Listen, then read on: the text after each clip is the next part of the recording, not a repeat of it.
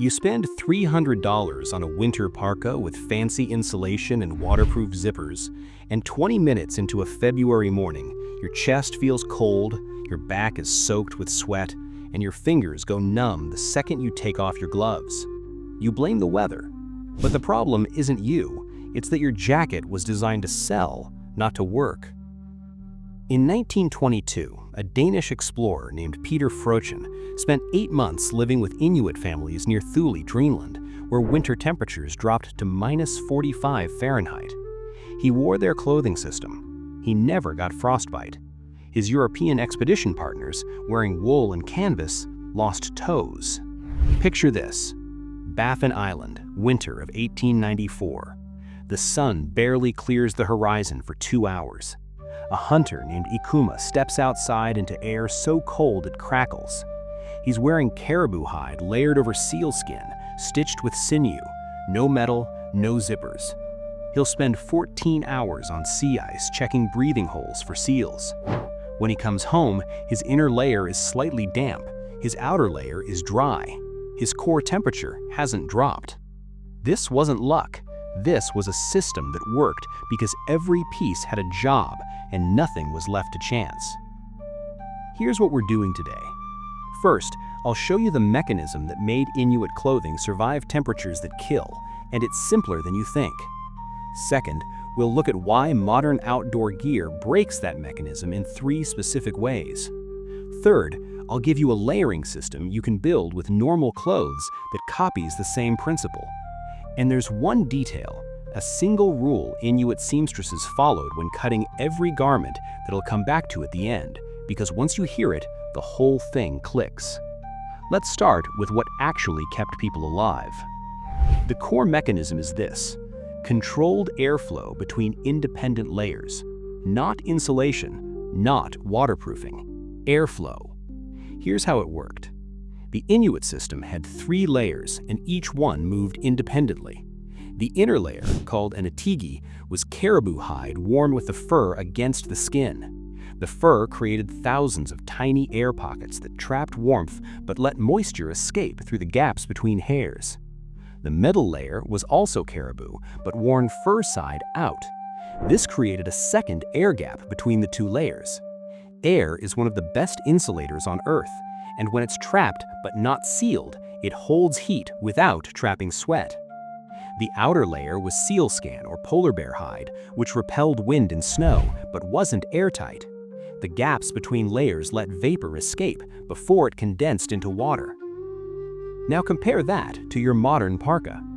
Most winter jackets today use synthetic insulation sandwiched between a waterproof outer shell and a smooth inner lining. The problem starts with the shell.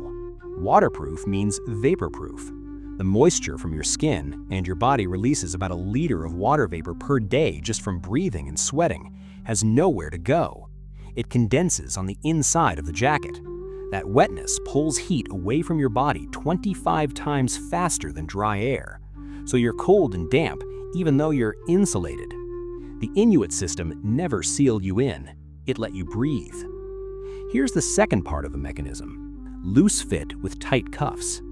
Inuit parkas were cut wide at the torso and tight at the wrists, ankles, and hood. That wide cut allowed the air layers to stay separate. When you moved, air circulated between the layers, pulling moisture out and replacing it with drier air from outside. But the tight cuffs stopped wind from rushing up inside the garment and collapsing those air pockets. Modern jackets reverse this. They're cut slim, because tight looks better on a rack, and the cuffs are often loose or stretchy for comfort. So wind gets in, the layers compress, and the whole system collapses. Third mechanism, the fur itself. Caribou hair is hollow. Each hair is a tiny insulated tube. A single caribou hide contains about 500,000 hairs per square foot. Those hollow hairs trap air better than any synthetic fiber ever made, and they don't compress under pressure. If you sit on synthetic insulation, it flattens and loses its insulating power. Caribou fur springs back. Inuit hunters could sleep directly on sea ice in -30-degree temperatures because the fur on their pants never flattened. The modern mirror? We've replaced hollow fur with polyester fibers that mat down, lose loft, and stay compressed after a single season of use. But here's the part that matters. The Inuit didn't just build their system around materials. They built it around a daily practice.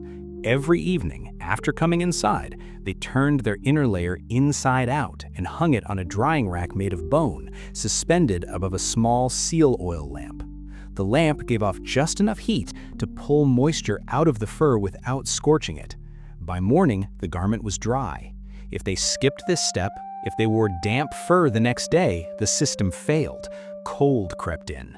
This wasn't optional, it was the price of survival. And no modern jacket comes with instructions that say, dry this every night or it stops working. Let's anchor this with a second example, because the mechanism wasn't unique to the Arctic. In the winter of 1924, Norwegian Arctic explorer Roald Amundsen equipped his South Pole expedition team with Inuit-style clothing after consulting with Greenlandic advisors. His rival, Robert Falcon Scott, used British military wool and cotton. Amundsen's team traveled 53 days across the Antarctic plateau in temperatures below -30 Fahrenheit. They returned without a single case of frostbite.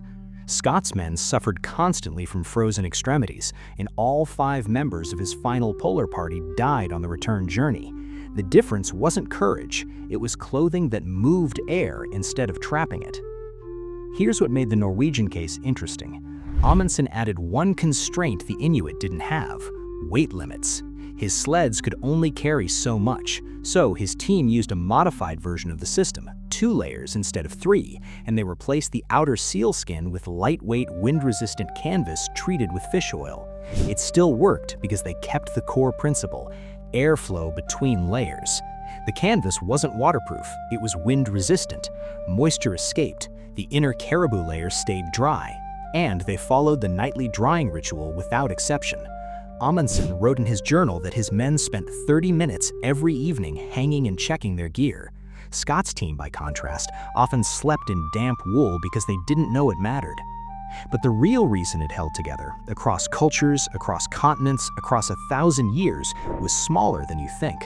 I'll come back to that. Now let's make this practical. You're not crossing Antarctica, you're walking to work in January or waiting for a bus in February. Here's a 3-layer system you can build from normal clothes that copies the same mechanism. This isn't about buying expensive gear, it's about understanding what each layer does. Layer 1, the vapor transport layer. Wear a loose-fitting, long-sleeve cotton or merino wool shirt directly against your skin, not tight athletic compression gear, loose. You want air pockets between the fabric and your skin. Cotton gets a bad reputation in outdoor circles, but it works fine as a first layer if you're not sealing it in. The key is that it's breathable and you're going to let the moisture out through the next layer. If you sweat, this layer wicks it away from your skin into the air gap. Layer 2, the air gap layer. This is a wool sweater or fleece jacket worn loose, not zip tight, not tucked in. The looser, the better. This layer's job is to trap air, not to block wind. Wool is ideal because it stays warm even when slightly damp and the fibers don't collapse. If you don't have wool, use a fleece with a loose weave. The critical part? Leave the cuffs open at your wrists and don't cinch the waist. You want air to circulate up through the garment and out the top. Layer 3, the windbreak layer. This is a lightweight jacket or windbreaker that blocks wind but is not waterproof. Look for something labeled water-resistant or wind-resistant, not waterproof or sealed seams. The fabric should have a slight texture, not slick and smooth. If you can see light through it when you hold it up, even better. This layer stops cold air from collapsing your air gap, but it lets moisture vapor escape. Here's the test. Put the jacket on over your other layers and take a 10-minute walk in cold weather. If your back feels damp after 10 minutes, your outer layer is too waterproof. If your chest feels cold, your middle layer is too tight or too thin. One more thing, tight cuffs and collar. Get a thin pair of wrist gaiters, just elastic cuffs, and wear them over the sleeves of your outer layer. Same for your neck, a thin wool gaiter or scarf tucked inside the collar. This stops wind from rushing up inside your layers and erasing the air gaps. Inuit parkas had built-in cuffs sewn tight with sinew. You're doing the same thing with a $5 gaiter. The daily practice. When you get home, hang your middle layer, your wool or fleece, in a dry place, not in a closet. Let it air out for at least 2 hours. If it's damp, hang it near a heat source, but not touching it. This resets the system. If you wear damp insulation tomorrow, you lose half your warmth before you even step outside. Now let's talk about what breaks this. Mistake 1, zipping everything tight. Modern jackets tell you to zip up, cinch the waist, pull the cuffs snug. This traps moisture inside, collapses your air layers, and creates condensation. The fix, leave your outer layer unzipped at the bottom, just 4 or 5 inches when you're walking. Zip it closed only when you're standing still in wind. This lets moisture escape out the bottom while still blocking wind at your core. Mistake 2, wearing waterproof gear when it's dry. If it's not raining or snowing, you don't need a waterproof shell. You need a windbreaker. Waterproof shells trap moisture. They turn your body into a greenhouse. The Inuit used waterproof sealskin only when they were on the ocean or in wet snow. On dry land, in dry cold, they wore wind-resistant caribou. Copy that. If it's cold and clear, leave your Gore-Tex jacket at home. Wear something that breathes. Mistake 3, buying tight, athletic-fit winter clothes. Slim-fit parkas look better, but they compress your insulation and eliminate your air gaps. The fix, buy your outer layer one size larger than you think you need. It should feel slightly baggy. That extra space is your insulation. It's not about thickness, it's about air. Mistake 4, ignoring damp gear. If you wore your jacket yesterday and it's still slightly damp today, you're starting the day at a thermal deficit. Dampness is thermal poison. The Inuit would rather delay a hunt than wear wet fur. You can afford to delay your commute by 10 minutes to let your sweater dry. Hang it near a radiator, near a space heater, or even outside if the air is dry and cold. Dry, cold air pulls moisture out fast. The modern enemy here is convenience. We've been sold the idea that winter clothing should be grab and go. One jacket, waterproof, puffy, warm. But that one jacket system only works if you're moving between heated car and heated building. The second you spend real time in the cold, waiting, walking, working outside, the single-layer system fails because it can't manage moisture. The Inuit system worked because it was a system, 3 layers, a nightly routine, and a willingness to adjust in real time. That's less convenient, but it's also the reason they never got frostbite and we do. Let's go back to the beginning. You're standing outside in February. You spent $300 on a parka. You're cold, but now you understand why. Your jacket is waterproof, which means it's vapor-proof. It's cut tight, which collapses the air gap. And you wore it damp yesterday, so the insulation is already compromised. You're not weak, the design is wrong. Here's the detail I promised you. When Inuit seamstresses cut a new parka, they followed one rule: cut it loose enough to fit another person inside. That wasn't a metaphor. In extreme cold, a parent could pull a child inside their parka and share body heat. But the practical reason was this: that extra space created the air gap that made the entire system work. The garment wasn't tailored to your body, it was tailored to the air around your body. That's the whole secret. You can apply that today. When you buy your next winter jacket, don't ask, "Does this fit?" Ask, "Is there room for air?" When you layer, don't pull everything tight, leave gaps. Let your layers move independently.